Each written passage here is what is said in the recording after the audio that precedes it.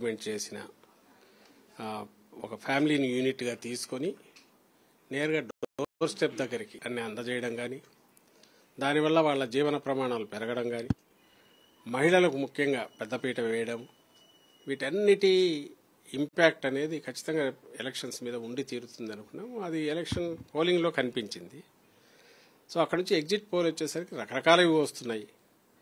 So అసలు counting 2 రోజుల్లో పెట్టుకుని దాని మీద పెద్ద ఇప్పుడు మాట్లాడాల్సిన అవసరం లేదు. కానీ బట్ ట్రెండ్ అయితే నాకు తెలిసి ఎవరైతే సీరియస్గా సర్వే చేసిన వాళ్ళ అంటిట్లో కూడా ట్రెండ్ క్లియర్గా కనపడుతుంది. ఏదైతే మేము ఎక్స్పెక్ట్ చేశామో అంటే ఉమెన్ ఓటింగ్ పర్సంటేజ్ ఎక్కువ ఉండడము, అందులో మాకు పాజిటివ్ ఉంది అనడం, ఇవన్నీ కూడా బాగా కనపడుతున్నాయి. అయితే దీనికంటే ఇంకా మెరుగ్గా ఉంటాయని ఎందుకు అనుకుంటున్నామంటే మాకు ఓటు వేసిన వాళ్ళతో సైలెంట్ ఓట్ అది ఎక్కువగా, అది అర్బన్ కావచ్చు రూరల్ కావచ్చు.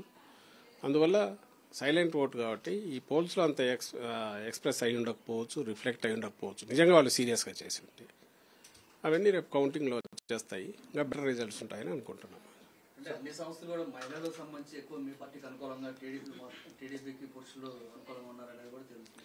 ఎందుకు మహిళలు ఎక్కువ మీ పార్టీకి అనుకూలంగా ఉన్నారు? మహిళలు అంటే కుటుంబం మొత్తం ఉంటుందని నేను అనుకుంటున్నా. ఎక్కడో కొన్ని చోట్ల మాత్రమే మహిళ ఒక రకంగా పురుషుడు ఒక రకంగా వేసి ఉండొచ్చాము. కానీ మహిళలు అనేసరికి కుటుంబం మొత్తం ఉంటుందని మేము అనుకుంటున్నాము.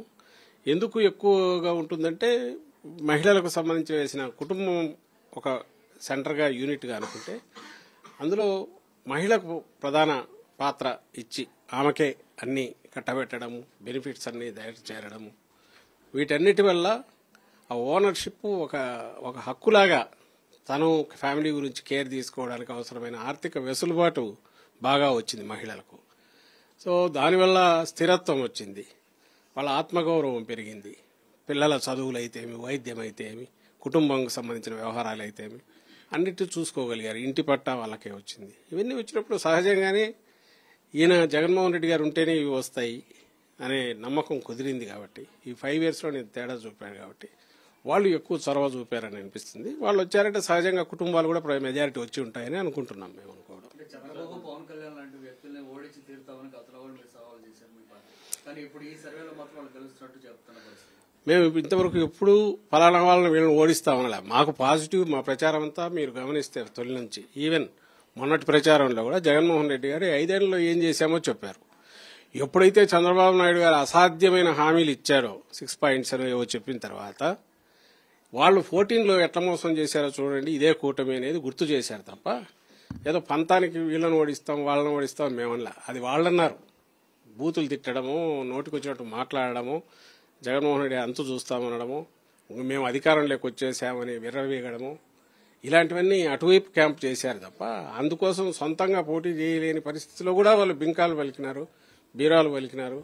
అన్ని శక్తులను ఏకం చేసుకుని వాళ్ళు వచ్చారు తప్ప మా పార్టీ కానీ మా నాయకుడు జగన్మోహన్ రెడ్డి గారు కానీ ఎప్పుడు పాజిటివ్ అజెండా తప్ప వాళ్ళ ద్వేషం, హేట్ ప్రచారం చేయడము, హేట్ స్పీచెస్ ఇవ్వడము ఎక్కడా జరగల. వాళ్ళు అంటున్న దాని మీద ఎక్కడైనా రియాక్ట్ అయితే అయి ఉండొచ్చు తప్ప మా అంతటా మేము చేయలేదు. ఎందుకంటే మాది మేము చెప్పుకోవడానికే పాజిటివ్ అజెండా ఎక్కువ ఉన్నప్పుడు మూడు తిడుతూ మేమెందుకు కూర్చుంటాం? ఆ పాజిటివ్ అజెండా బాగా పనిచేసి ఉంటుంది అని అనుకున్నాము. ఇప్పుడు వస్తున్న ట్రెండ్ అయితే సూచిస్తున్నాయి. బహుశా సైలెంట్ ఓట్ ఎక్కువ ఉంటుంది కాబట్టి వాళ్ళు దీంట్లో అంత ఎక్స్ప్రెస్ కాకపోయి ఉండొచ్చేమో అనుకుంటున్నాం.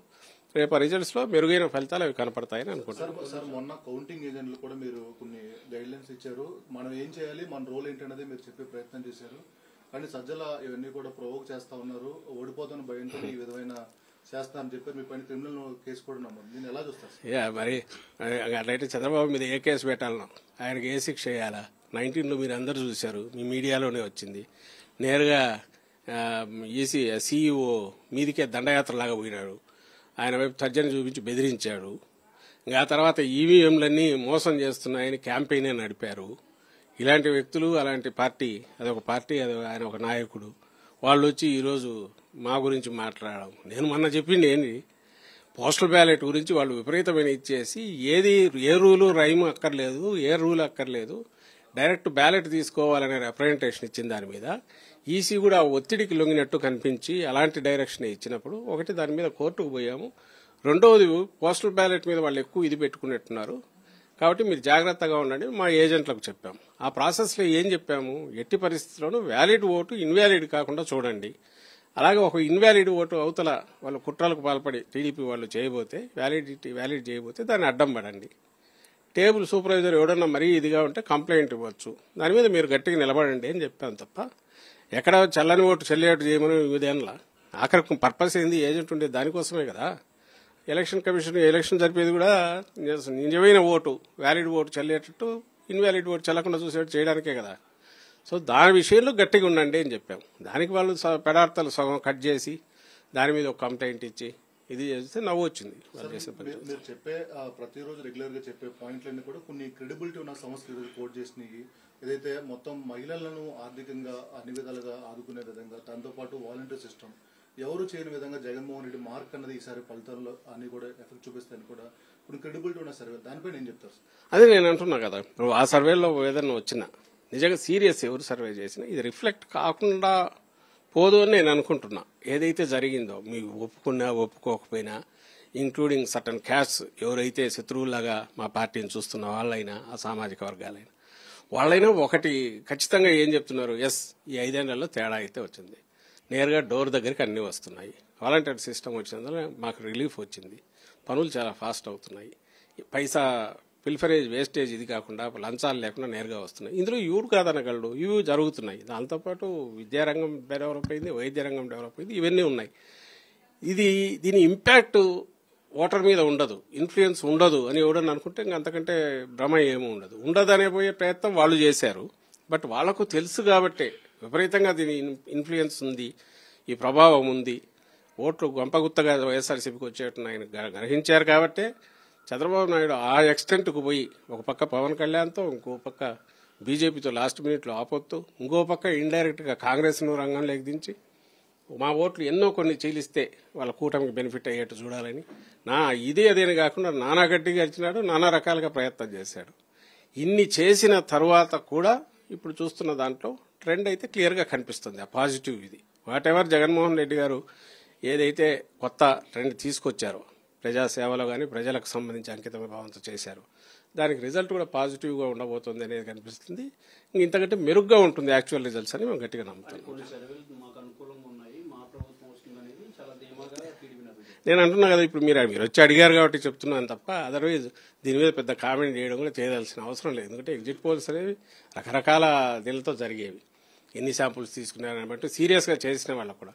అందులో ఇప్పుడు ఎలక్షన్ రిగ్గింగ్ సంగతి ఏమో ఎగ్జిట్ పోల్ రిగ్గింగ్ కూడా జరుగుతుంది. ఈ మధ్య ఒక 20 days 30 daysగా చూస్తే సెంట్రల్లో ఉన్న పార్టీ బీజేపీ వాళ్ళు ఆల్రెడీ నార్త్లో తగ్గుతున్నాయి, సౌత్లో పెరిగినట్టు చూపాలనేది ఇటువైపు ప్రతి చోట లెక్కలు వేసుకుంటున్నారు. అందులో భాగంగా ఏపీలో కూడా వాళ్ళు ఇష్టం వచ్చిన లెక్కలేసి ఎంపీలు చెప్తున్నారు. మీకు తెలుసు, మాకు తెలుసు, నిజంగా అన్ని ఎంపీలు వచ్చే అవకాశం ఉంటే ఎమ్మెల్యేలు కూడా వాళ్ళకే రావాలి. ఇప్పుడు అది తీసుకుని ఎమ్మెల్యేలు కూడా మాకు వస్తాయని కొన్ని సంస్థలతో చెప్పిస్తున్నారు. సో మేమంటున్నది ఏంటంటే మా దానికి సంబంధించి ఎవరైనా చేసి ఉంటే రీజన్ ఇది చెప్తున్నారు. ఇదో మహిళల ఓటు పర్సంటేజ్ పెరిగింది, పురుషుల ఓటు వాళ్లకు అన్నీ మాకే వచ్చినాయని అట్లా చెప్పేవాళ్ళు కూడా పురుషుల ఓట్లు వాళ్ళకు కొంత ఎక్కువ వచ్చిందని చెప్తున్నారు. ఈ వ్యాలిడ్ రీజన్ సబ్స్టాన్షియేట్ చేసేంత ఈ 5 ఏళ్లలో జరిగినవి కూడా మనకు కనపడుతున్నాయి. కాబట్టి వీటన్నిటిని బట్టి చూస్తే నేను అంతకుముందు అన్నట్టు ట్రెండ్ పాజిటివ్ మాకు కనపడుతుంది. ఇంకా మిగిలిన వాటికి సంబంధించి ఏమైనా ఎక్స్ప్లెనేషన్ ఇస్తే వాళ్ళు ఇవ్వాలి. లేదు ఈ 2 రోజుల పాటు వాళ్ళంతటా వాళ్ళు 130 140 వేసుకుని దానివల్ల ఆనందం పొందితే పొందనివ్వండి. దాని గురించి మేము కామెంట్ చేయదలుచుకోవాలి. పోస్టల్ బ్యాలెట్ వ్యవహారానికి సంబంధించి ఇంతకుముందే కోర్టు తీర్పిచ్చింది, మీరు వేసిన పిటిషన్ తోసిపుచ్చింది. సో దీని మీద సుప్రీంకోర్టుకు వెళ్తున్నాం.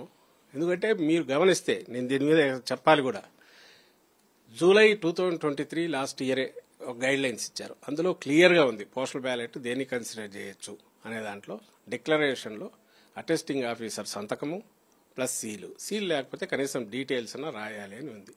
అది లేకుండా గుర్తుపట్టలేరు. ఎవరు సంతకమైనా చేసి నా సంతకం మీ సంతకం చేసి కూడా గెజిట్ ఆఫీసర్ అనొచ్చు. అలాంటి అంత క్లియర్ గైడ్ లైన్స్లో ఉన్నది. ఇప్పుడు పోలింగ్ అయిపోయిన తర్వాత మధ్యలో అది అవసరం లేదని ఒక 4 లైన్ల లెటర్ ఈసీ నుంచి వచ్చింది. ఇంకా అంతకంటే బ్లాటెంట్ వయోలేషన్ ఏదైనా ఉంటుందా? తను చేసిన రూల్ను పోనీ దాన్ని సూపర్సీడ్ చేస్తున్నాము, ఈ కారణాల వల్ల చేస్తున్నాము, అది ఆల్ ఇండియా అప్లికేషన్ కాదు. ఇక్కడ సీఈఓ రాస్తాడు, క్లారిఫికేషన్ అని వాళ్ళు ఇస్తారు, దాన్ని బేస్ చేసుకుని సీఈఓ కిందికి పంపుతాడు. ఇంతకంటే బ్లాటెంట్ వయోలేషన్ వాళ్ళు పెట్టుకున్న గైడ్ లైన్స్, వాళ్ళు పెట్టుకున్న రూల్స్ వైలేట్ చేయడం అంటే ఏదో మాలిఫైడ్ ఇంటెన్షన్ లేకుండా ఎందుకు చేస్తున్నారంటే పోస్టల్ బ్యాలెట్ మీద వాళ్ళు ఏదో హోప్స్ పెట్టుకున్నారు, అన్నీ వాళ్ళకు వస్తాయని. అది ఓ భ్రమే. మేము క్వశ్చన్ చేస్తుంది అనేది ఎవరికి వచ్చినా రానివ్వండి, కానీ ఒక రూల్ను ఇంత అడ్డగోలుగా వైలేట్ చేయడం ఏంటి, చంద్రబాబు నాయుడు ప్రెజరైజ్ చేయడం ఏంటి, ఈసీ దానికి తలొగ్గడం ఏంటి అనే దాని మీద ఖచ్చితంగా కోర్టుకు అప్రోచ్ అయ్యి లెట్ ది కోర్టు డిసైడ్ అని వెళ్ళాము. ఇక్కడ వాళ్ళు హెజిటేటెడ్, దాని మీద పోలే, అందువల్ల సుప్రీంకోర్టుకు పోదాం అనుకుంటున్నాం. దాని మీద ఆలోచిస్తాం, సుప్రీంకోర్టుకు పోయే ఆలోచన చేస్తున్నాం. ఓకే, మంచిది.